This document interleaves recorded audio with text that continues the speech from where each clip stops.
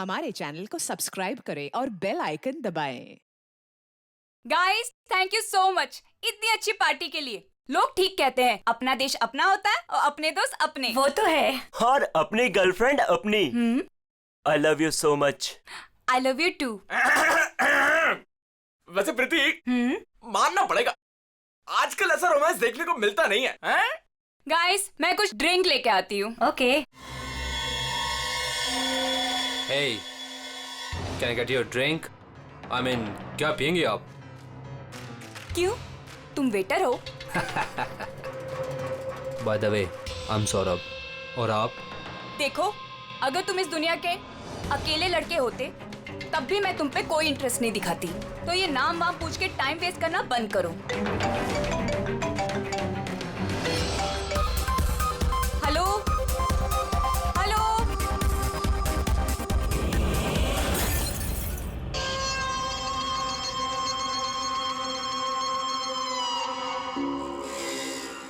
Hello hello, Tanisha.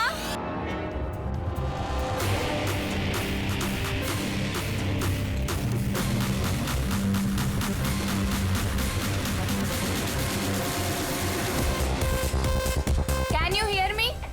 Tanisha. Network कैसे चला गया?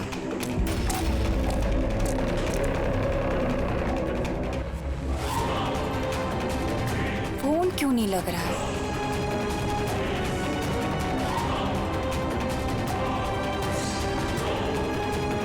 हेलो आयशा, आयशा तुम्हें मेरी आवाज आ रही है?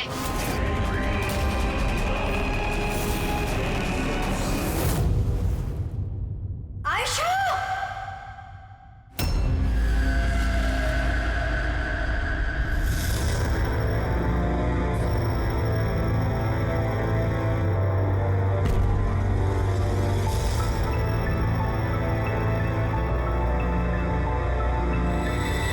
कैसे हुआ ये सब?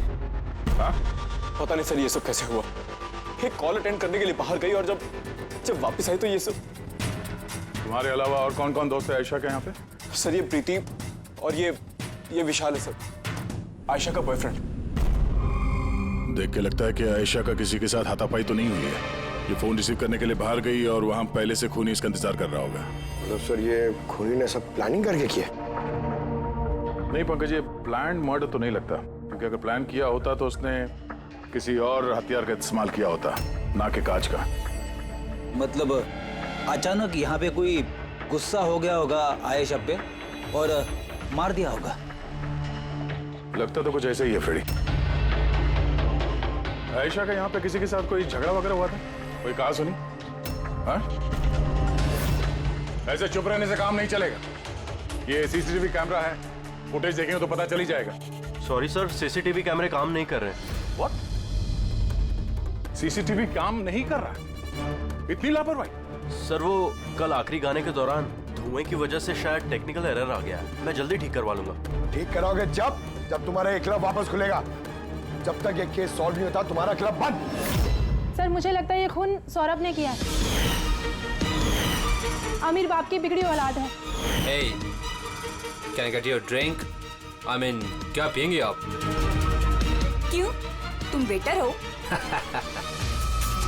By the way, I'm Saurabh. और आप? देखो, अगर तुम इस दुनिया के अकेले लड़के होते तब भी मैं तुम पे कोई इंटरेस्ट नहीं दिखाती। तो ये नाम वाम पूछ के टाइम वेस्ट करना बंद करो।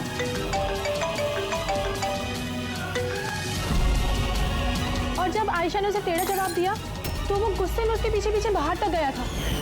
सौरभ कहाँ? सर वो तो नहीं है। तुमसे कहा था ना मैंने, कोई भी इस क्लब से बाहर नहीं जाएगा।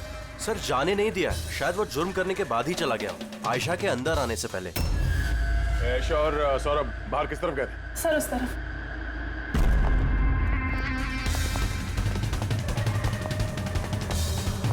सर खून का निशान। तो यहां से आयशा अंदर गई थी। आगे देखते हैं। सर ये यहाँ भी खून के धब्बे हैं सर। पंकज, नो, इतना सारा खून। और और ये कांच के टुकड़े, लगता है आयशा पे हमला यहीं हुआ है। सर, और नो, कहीं सौरभ तो नहीं? इसकी हालत बहुत खराब है, एम्बुलेंस को फोन करो जल्दी।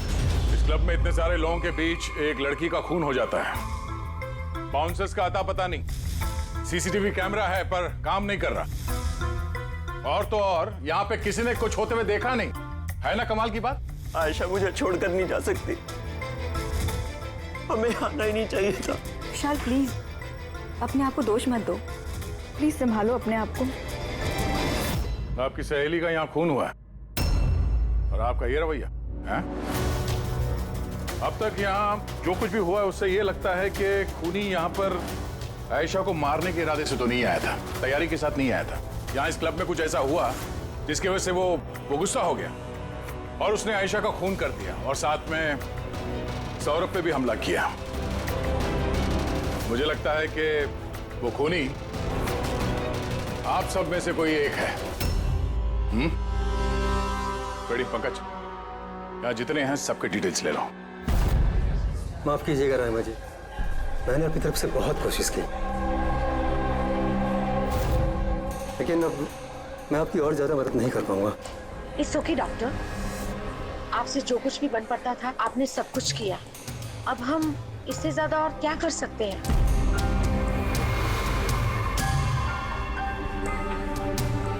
What happened, doctor? आप ठीक है ना? Yeah, I'm fine. Uneasy feel हो रहा है। Excuse me. कहाँ जा रहे हैं आप? मैं जरा वॉशरूम होकर आता हूँ। तनिषा, आयशा की मौत से पहले तुम्हारी उसके साथ फोन पर बात हुई है ना? तो क्या उस फोन कॉल के बारे में हमें कुछ डिटेल में बता सकती हो? सर, डिस्को में म्यूजिक लाउड होने की वजह से ना मैं ज्यादा कुछ सुन नहीं पाई। हाँ, पर उसको ये कहते हुए सुना। क्या हो रहा है, बता क्यों नहीं रहे हो? दर्द हो रहा है क्या? डॉक्टर के पास लेके जाओ। ये क्या कर रहे हो तुम? मतलब आयशा ये सब उस खूनी से कह रही थी? सर, उससे भी ज्यादा हैरानी की बात तो ये है कि आयशा का खूनी उसे कह रहा था वहां से भागने के लिए। बड़ी अजीब बात है। खूनी आयशा को भागने के लिए कहता है और आयशा को खूनी की चिंता है। तनिषा, एक बात बताओ, क्या उस आवाज को पहचान सकोगी जिससे आयशा बात कर रही थी? नहीं सर। सर, लेकिन अगर खूनी को आयशा की इतनी चिंता है तो फिर उसने उसे मारा क्यों? वही तो, खूनी को विक्टिम की चिंता है और विक्टिम को खूनी की चिंता।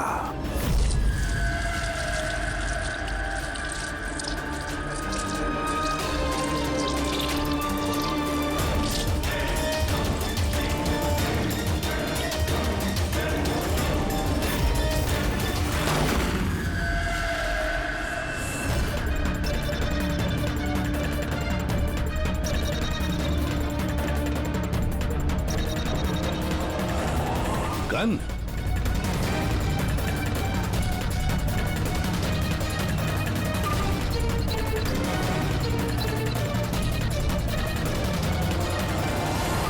सर, इसके सर पे जो गोली लगी है उसके अलावा इसके पूरे शरीर पे कहीं भी चोट के कोई निशान नहीं है। ऐसा लगता है कि खूनी अचानक यहाँ पे आके इन पे गोली चला दी। ऐसे हुआ होगा। ये देखो, यहाँ भी खून है। एक बात समझ में नहीं आ रही सर, खूनी गन यहाँ छोड़ के क्यों गया? वो तो अपने साथ लेके भी जा सकता था गन को। वही तो बड़ी अजीब बात है कि खूनी ये गन यहाँ क्राइम सीन पर छोड़कर क्यों गया?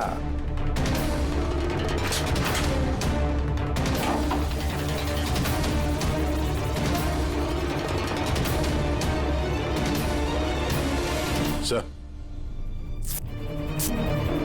ये देखिए, नीचे यहाँ पे ये टेप चिपका हुआ था। वॉश बेसिन के नीचे टेप?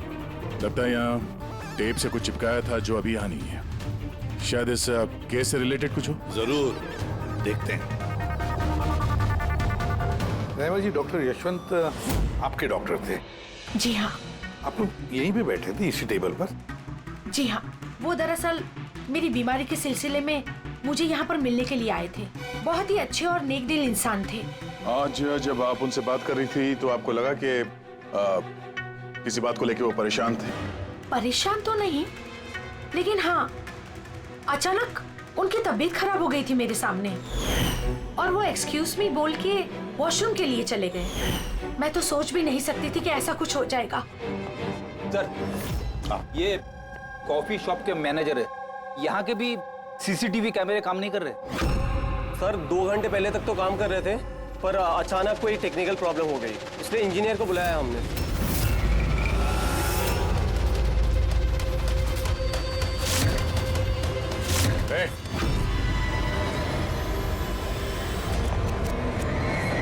रुको जरा यहाँ ना। हेलो सर, कैसे हो आप? मेरा हालचाल छोड़ो, आपने सुनाओ, तुम दोनों यहाँ क्या कर रहे हो? वो ऐसे ही टहलने आए थे। कॉफी शॉप में टहलने आए थे? कल रात तुम्हारी सहेली का खून हो गया, तुम्हारा दूसरा दोस्त रो रो के उसका बुरा हाल है, और तुम दोनों यहाँ कॉफी शॉप में टहलने आए। तो यहाँ पर भी एक खून हो गया। ये कैसा संयोग है, हैं? सच में संजोगी है सर, क्योंकि हम तो जानते भी नहीं कि डॉक्टर यशवंत है कौन। हेलो, ले आओ उसे ब्यूरो में। ओके जी, okay, thank you very much. पता है पंकज, बहुत सारे लोग थे डिस्को में जब आयशा का खून हुआ, और एक एक का फोन ट्रैक करना कि मर्डर के वक्त आयशा और यशवंत के पास तो नहीं था कोई। ये मेरी तो आंखें दर्द करने लगी है।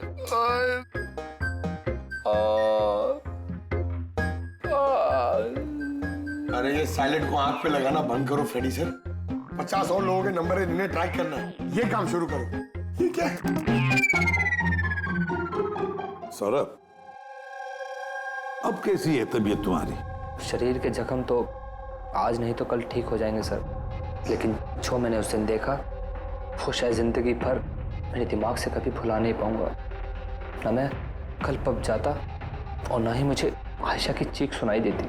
लेकिन आयशा के पीछे पीछे तो तुम गए थे, उसने तुमसे ठीक से बात नहीं की, इसलिए।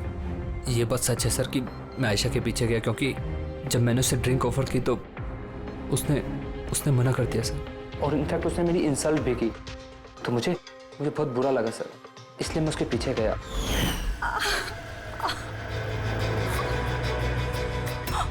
माय गॉड, किसने किया ये सब? चलो तुमको हॉस्पिटल लेके चलता हूँ। हे रुक।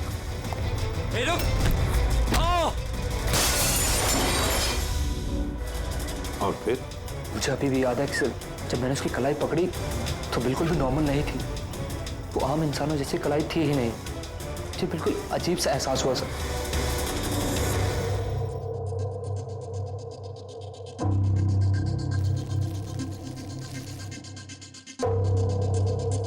तो आप कह रहे हैं डॉक्टर साहब के इस गन पे कुछ चिपचिपा सा लगा हुआ है? हाँ, और वो चिपचिपी चीज रबर टाइप की है, वो जैसे सेलो टेप में होता है ना, वैसा।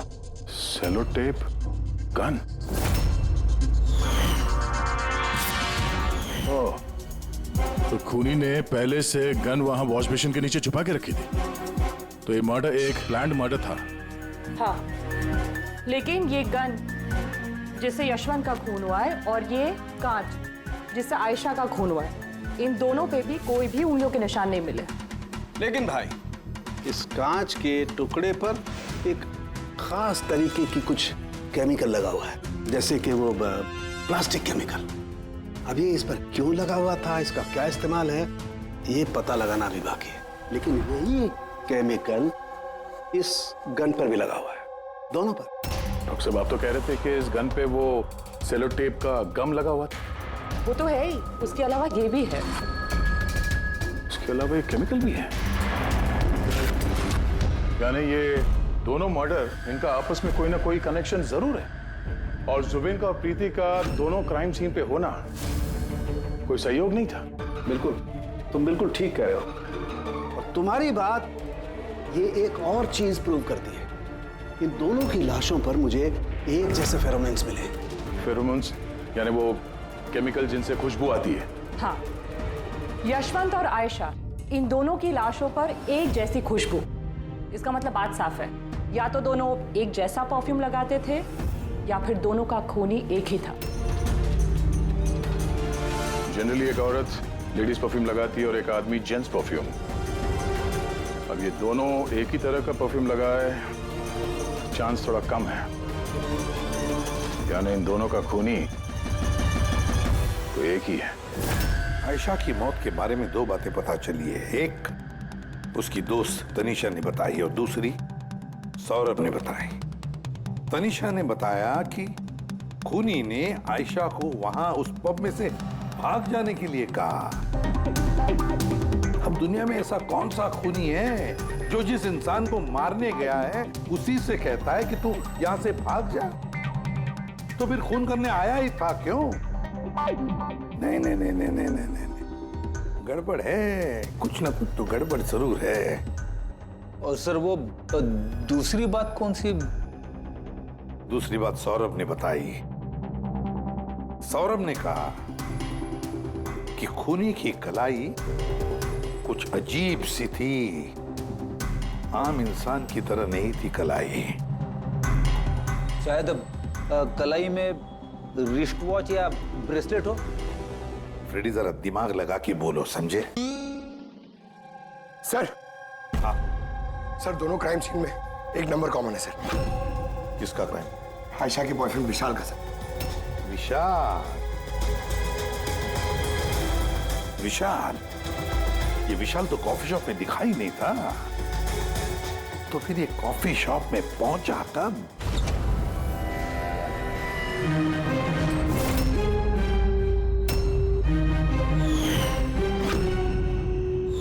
रहमा जी, आप और यहाँ? अब सर ये मेरा ही घर है, लेकिन आप लोग यहाँ पर कैसे? डॉक्टर यशवंत के खूनी के बारे में कुछ पता चला? रहमा, ये लोग कौन है? सीआईडी ऑफिसर्स हैं। सर प्लीज आप लोग आइए ना, प्लीज कम। सीआईडी? और सर ये मेरे हस्बैंड हैं और ये मेरा छोटा बेटा संदीप। और बड़ा बेटा विशाल, वो कहाँ है? लेकिन बात क्या है सर?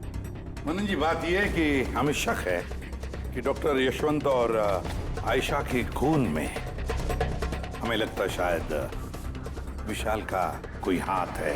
ये आप क्या कह रहे हैं? आरोप साबित नहीं हो पाया, किसी को पकड़ नहीं पाया, आप तो किसी को भी फंसा देंगे आप। देखिए, सीआईडी का काम है मुजरिम तक पहुंचना, ना कि किसी बेगुनाह को पकड़ के ये केस बंद कर देना। अब जरा प्लीज विशाल को बुलाइए। भैया खून नहीं कर सकते, अब प्लीज उन्हें पकड़ के लेके नहीं जाना। संदीप बेटा, हम तुम्हारे भैया को पकड़ने नहीं आए और ना हम ये कह रहे हैं कि तुम्हारे भैया ने कुछ किया है। हम तो तुम्हारे भैया से कुछ सवाल करने वाले हैं, और क्या। आप लोगों को मुझ पर शक है? एक मिनट विशाल, तुम अंदर जाओ, मैं इन सीआईडी वालों को तुम्हें परेशान नहीं करने दूंगा। देखिए, सीआईडी के काम में दखल देना भी एक जुर्म है, इसलिए प्लीज हमें अपना काम करने दीजिए। विशाल,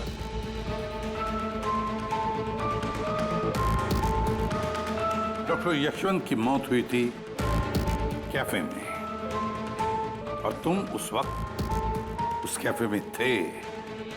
क्यों, किस लिए गए थे तुम? सर, मैं तो वहां पर जुबैन और प्रीति से मिलने गया था।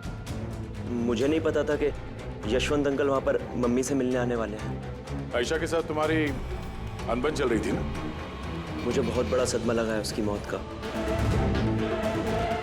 पता नहीं उसके बिना मेरी लाइफ अब कैसे कटेगी। मैं कुछ दिन अकेला रहना चाहता हूँ। ठीक है, जा सकते हो तुम।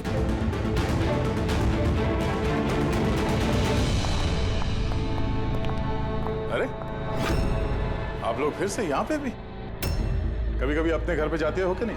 हमेशा विशाल के आसपास ही नजर आते हैं। नहीं सर, ऐसी कोई बात नहीं है। एक्चुअली बहुत उदास है ना आजकल, तो हमने सोचा कि उसके साथ ही रहें। बहुत जिगरी दोस्ती है, हाँ? जुबीन, प्रीति, विशाल, कड़ी नजर रखनी पड़ेगी इन तीनों पर।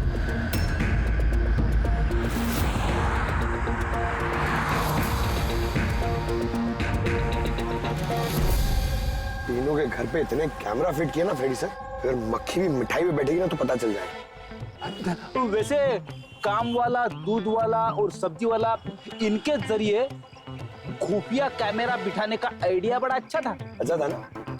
मेरा नहीं था, दया सर का था। अच्छा? हाँ, और उन्होंने हम दोनों को यहाँ बिठा दिया ताकि हम यहाँ का सीसीटीवी फुटेज भी रिकॉर्ड करें।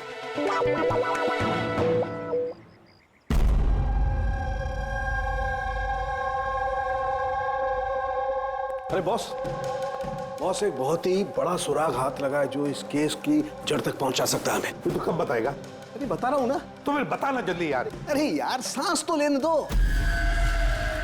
तुम्हें याद है वो टूटे हुए ग्लास पर और गन पर मुझे वो प्लास्टिक केमिकल मिला था? हाँ सर, क्या है वो केमिकल? वो है ग्राफीन, जो नकली चमड़ी, आर्टिफिशियल स्किन बनाने के काम में आता है। Artificial skin? हाँ। Prosthetic skin? Prosthetic skin? Prosthetic? Daya, याद है सौरभ ने क्या बताया था कि खूनी के हाथ में उसने कुछ अजीब सा देखा था। प्रोस्थेटिक स्किन, प्रोस्थेटिक आर्म, कहीं ये खून किसी रोबोट के जरिए तो नहीं हो रहे? ऐसा खूनी का यूं मदद मांगना कैसा तो नहीं कि ये खून अनइंटेंशनली हो रहे हैं बिना चाहे? नहीं दया, बिना चाहे खून कैसे हो सकता है? रही बात इस रोबोटिक आर्म की, ये रोबोटिक आर्म तो किसी के इशारे पर ही चलेगी ना। क्या साहब के ऐसा कोई आदमी है जो इस रोबोटिक्स में प्रोस्थेटिक आर्म बोल, रोबोटिक आर्म बोल, पूरे रोबोट के बारे में अच्छी तरह से जानकारी रखता है? हाँ है ना, डॉक्टर जैस्मीन। मिलते हैं इस डॉक्टर जैस्मीन से।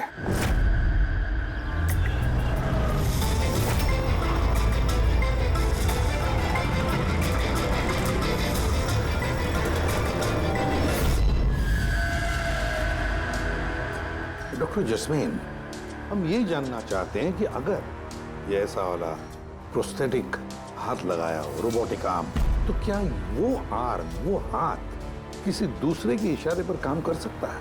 मतलब नकली बाजू लगाया गया है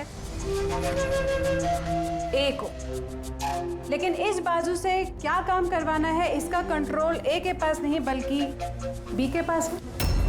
क्योंकि हमें शक है कि इस केस में खूनी खून अपनी मर्जी से नहीं कर रहा है, कोई और उससे करवा रहा है। सर ये सुनने में जितना मुश्किल है दरअसल नामुमकिन नहीं है।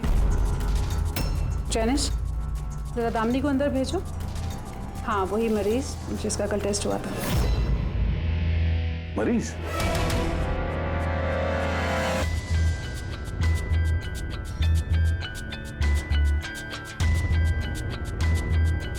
सर, दामिनी ने अपना दाहिना हाथ फैक्ट्री में काम करते हुए गंवा दिया था।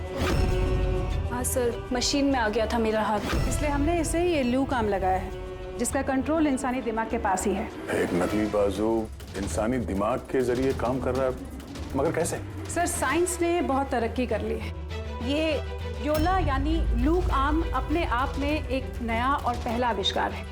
मान लीजिए इसमें एक चिप है, या यूँ कहिए इसमें एक सॉफ्टवेयर है जो इंसान के दिमाग की फ्रीक्वेंसी को पकड़कर ठीक वैसे ही काम करता है जैसे एक नॉर्मल ह्यूमन बीइंग का हैंड, उठना, बैठना, चलना, ये सभी कमांड्स को समझता है। ग्रेट, साइंस ने वाकई बहुत तरक्की की है।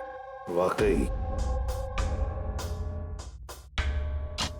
Robotic arm.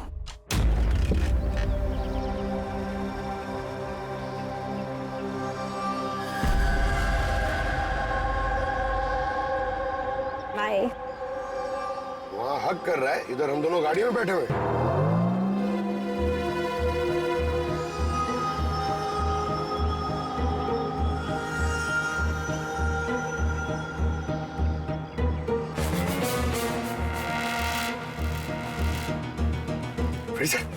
ये विशाल तो प्रीति के घर जा रहा है।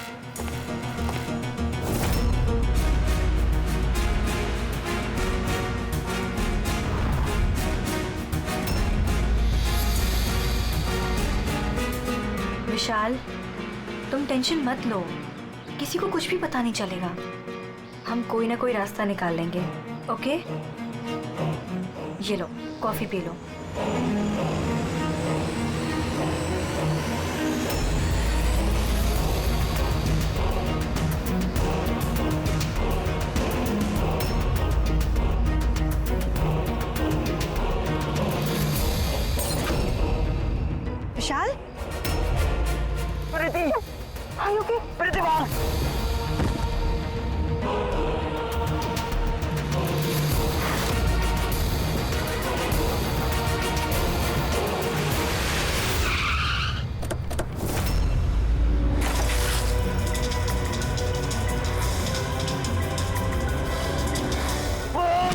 विशाल नहीं, विशाल छोड़।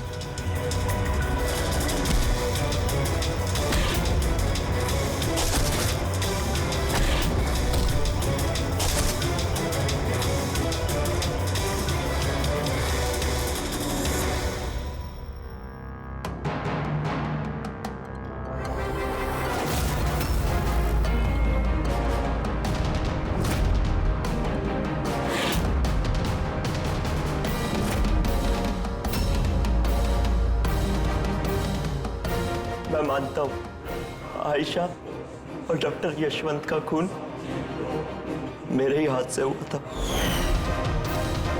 तुम यहाँ क्या कर रहे हो? क्या हुआ? क्या हो रहा है ये? मुझे नहीं पता क्या हो रहा है मेरे हाथ को। कुछ प्रॉब्लम? क्या हो रहा है बता क्यों नहीं रहे हो? डॉक्टर के पास लेके जाओ। ये क्या कर रहे हो? ये क्या कर रहे हो? आयशा भागो यहाँ से, भागो! मैं बोलता हूँ ना भागो! आयशा!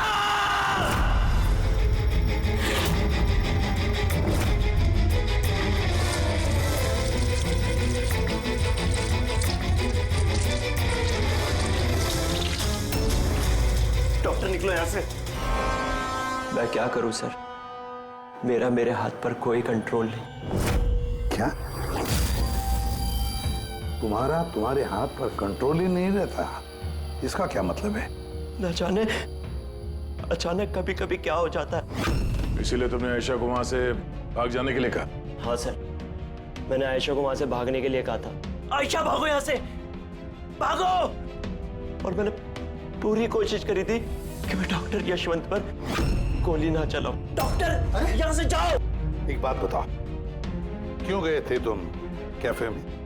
मैं वहां पर डॉक्टर यशवंत से अपना हाथ फिक्स कराने गया था और जुबीन, प्रीति मेरी मदद कर रहे थे क्योंकि मैं अपने घर पर नहीं बता सकता था कि आयशा का मेरे हाथों से खून हुआ।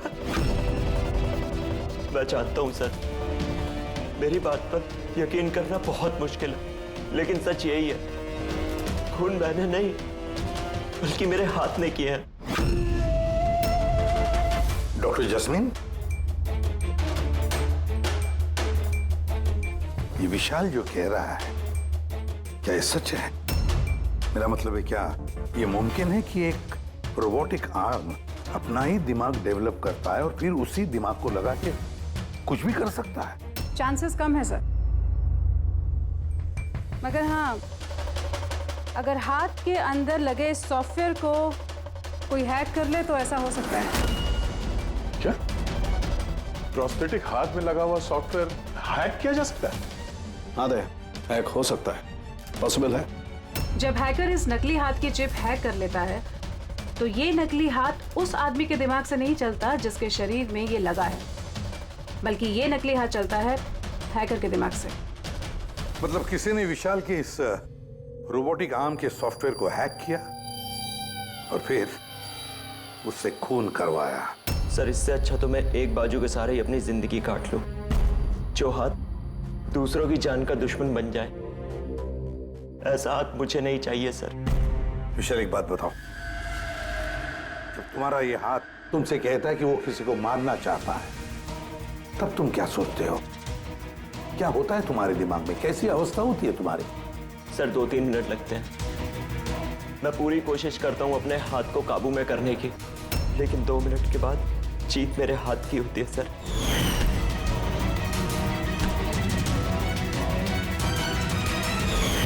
चिंता मत करो, अब हम तुम्हारे इस रोबोटिक आर्म के अंदर एक ट्रांसमीटर फिट करेंगे, जिससे हमें पता चलेगा कि वो किसी को मारना चाहता है या फिर किसी और से उसे इशारा मिल रहा है कि जाकर खून करो। ये भी हमें पता चल जाएगा। वैसे एक बात बताओ विशाल, ये तुम्हारा असली हाथ गंवाया कैसे? सर, मैं पिछले साल खंडाला जा रहा था और एक रोड एक्सीडेंट।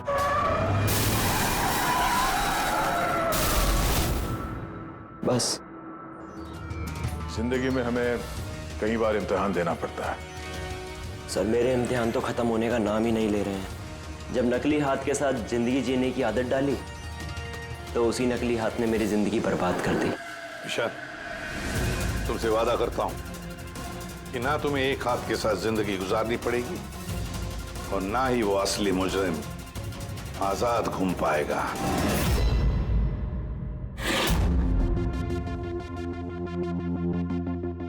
विशाल, मुजरिम ने पहले विशाल से आयशा का खून करवाया। आयशा जिससे विशाल बेहद प्यार करता था। फिर खून करवाया डॉक्टर यशवंत का, जो विशाल की मदद करते थे। और फिर जान लेनी चाहिए प्रीति की, जो विशाल की दोस्त थी। सारे के सारे विशाल के शुभचिंतक, सारे के सारे विशाल के आसपास वाले, सब के सब विशाल के करीबी। तो फिर ये मुजरिम कौन हो सकता है? कौन हो सकता है ये मुजरिम? ये भी तो कोई करीबी हो सकता है, विशाल का करीबी। पंकज, विशाल के एक्सीडेंट के सारे डिटेल चाहिए मुझे, सारे के सारे। हेलो सर, मैं जसपाल, कंप्यूटर एक्सपर्ट। जी। कंप्यूटर हैकिंग जानते हो?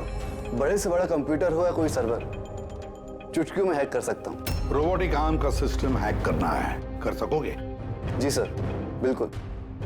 ये रहे सारी डिटेल्स। हो जाएगा सर, और इसके लिए मैं ट्रेस राउटिंग का यूज करूँगा। Trace routing? जी हाँ सर, इस तकनीक के जरिए विशाल के आसपास के जो भी कंप्यूटर है उन्हें देख सकता हूँ। अक्सर मशीन के आखिरी में जो होस्ट नेम एड्रेस होता है वही हैकर का होता है। अच्छा। और ट्रेस राउटिंग के जरिए हम शहर के किसी भी इलाके में बैठा अगर हैकर होगा तो इजीली पता चल जाएगा। फैंटास्टिक। अब जिस किसी ने भी विशाल के रोबोटिक आर्म का सिस्टम हैक किया, अब हम उसके सिस्टम को हैक करेंगे।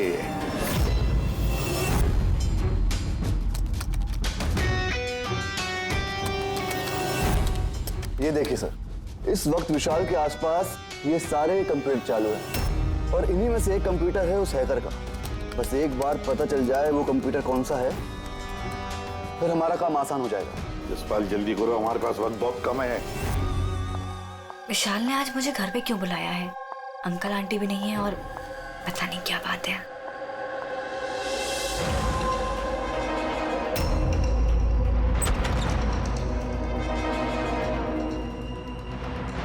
विशाल,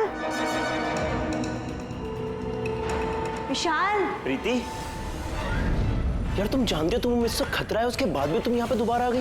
विशाल, तुमने तो मुझे फोन करके यहाँ बुलाया। मैंने? हाँ। मैंने कब बुलाया?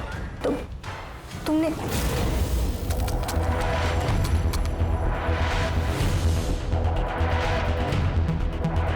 वो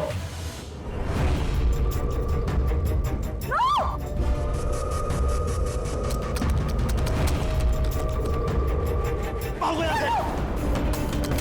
विशाल, विशाल, प्लीज भागो यहाँ से। Vishal please, Vishal, Vishal please.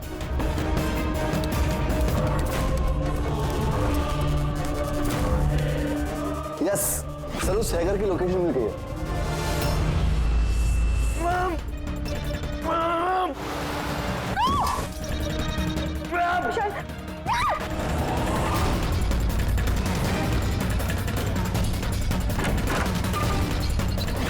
Sir आप यहाँ पे।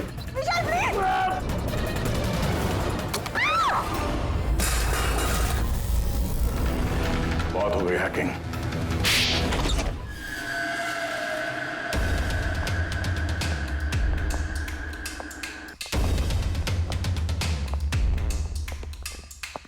फिर आ गए आप लोग। अब ये मत कहिएगा कि आप विशाल को पकड़ने के लिए आए। जी नहीं, हम विशाल को पकड़ने नहीं आए, खूनी को पकड़ने के लिए, जो इस वक्त यहाँ पर मौजूद है। खूनी? और यहाँ पर क्या कह रहे हैं आप? अब अपना झूठा इल्जाम आप किसके ऊपर लगाने आए हैं? मनन जी, पिछले साल एक गाड़ी का एक्सीडेंट हुआ था कंडाला में। 3 लोग थे उस गाड़ी में। 22 साल का लड़का विशाल, 15 साल का बच्चा संदीप और 9 साल की छोटी बच्ची सोनिया। गाड़ी विशाल चला रहा था। कार का एक्सीडेंट बहुत बुरा था। बच्ची सोनिया की जगह पे मौत हो गई और संदीप पैरालाइज हो गया। ये अभी चल नहीं सकता। ये सब आपको कैसे पता चला अंकल? इस एक्सीडेंट में सबसे कम चोट लगी विशाल को। हालांकि जो चोट लगी वो कम नहीं, विशाल को अपना हाथ गंवाना पड़ा। वैसे विशाल आपका सौतेला बेटा है ना? सर विशाल मेरे लिए सगे से भी बढ़कर है। सर आई रिक्वेस्ट यू, आप विशाल के लिए सौतेला शब्द यूज मत कीजिए सर। आई एम सॉरी मनन जी। काश सभी माता पिता आप जैसा विचार करते हैं। काश रहमा जी ऐसा विचार करती है ना रहमा जी? वैसे आपके मन में बहुत गुस्सा है ना विशाल के लिए, क्योंकि विशाल की वजह से आपको अपनी सगी बेटी गंवानी पड़ी और आपका सगा बेटा जिंदगी भर चल फिर नहीं सकता। आप क्या कहना चाहते हैं? हम क्या कहना चाहते हैं वो अभी पता चल जाएगा। पंकज,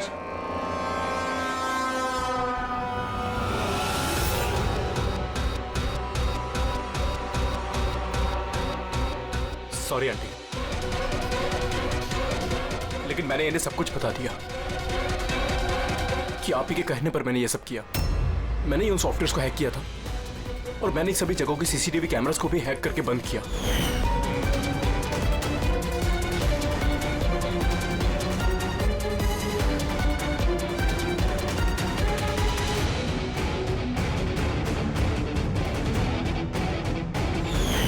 विशाल से बदला लेने के लिए पहले उसकी गर्लफ्रेंड को मारा, उसके बाद उस डॉक्टर को जो विशाल की मदद कर सकता था, उसके बाद प्रीति पर हमला। ये सब करने के लिए मुझे आंटी ने ढेर सारे पैसे दिए थे। सुबीन, तुम इतना गिर जाओगे मैंने कभी नहीं सोचा था। चलिए, सच्चाई अब आप सबके सामने आ ही गई है, तो मैं आप सबको ये भी बता दूं कि मैं तुम्हें मारने के बाद खुद मनन को भी मारने वाली थी, क्योंकि जिस तरह से मेरे अपनों ने चोट खाई है, मैं भी चाहती थी कि विशाल भी उसी दर्द से गुजरे, उसे भी उतनी ही तकलीफ हो। वो एक्सीडेंट था, एक गलती। गलती? तुम्हारी एक गलती की वजह से मेरी पूरी जिंदगी में अंधेरा छा गया। तुमने लापरवाही से गाड़ी चलाई और सजा किसको मिली? मुझे और मेरे बच्चों को। मम्मी, मैंने हमेशा तुम्हें मां नहीं भगवान समझा।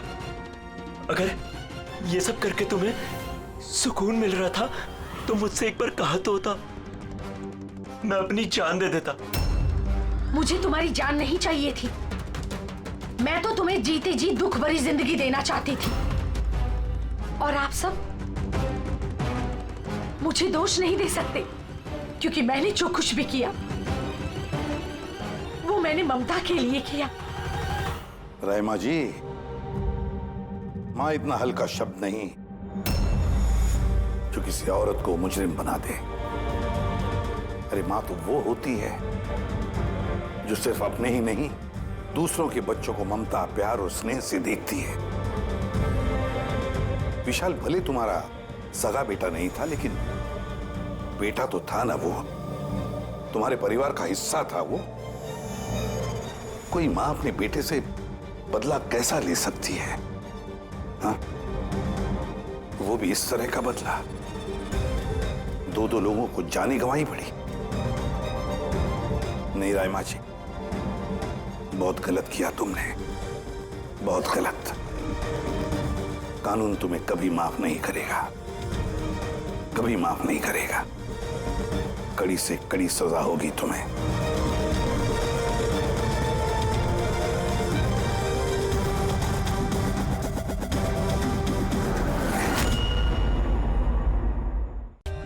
For more updates, subscribe to our channel, click the show links and enjoy watching the videos.